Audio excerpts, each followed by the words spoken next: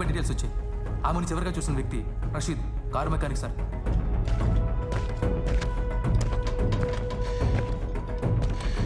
రషీదు police. Saiba Vishnu నాకంత close కాదు sir, ఏదో తెలుసు. సాయిబా వాళ్ళ మమ్మీ డాడీ మా బాయ్ సాబు గోకుల్ బ్లాస్ట్ లో పోయారు సార్. అప్పుడే సాయిబా నా జాన్ పైచానికి వచ్చింది.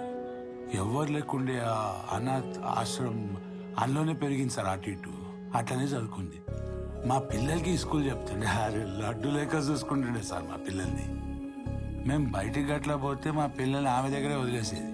బచ్చాలంటే సాయిబాకు పానం ఉండే సార్. మొహర్రం జులూస్ రోజు నన్ను కలిసింది సార్. రోజు లెక్కనే ఆదాబ్ చెప్పింది. शाम बेटा कैसे हो? सलाम अलैकुम, मैं अच्छी हूँ. खुदाफिज बेटा.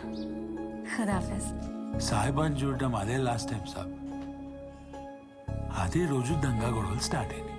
మేము దాక్కొని ఇంట్లోనే ఉన్నాం, బయటికి పోలే. సాయిబా ఎక్కడంటే దోస్త్ దగ్గర ఉందేమో అని చెప్పి అనుకున్నాం. మాకేం తెలుసు సాబ్.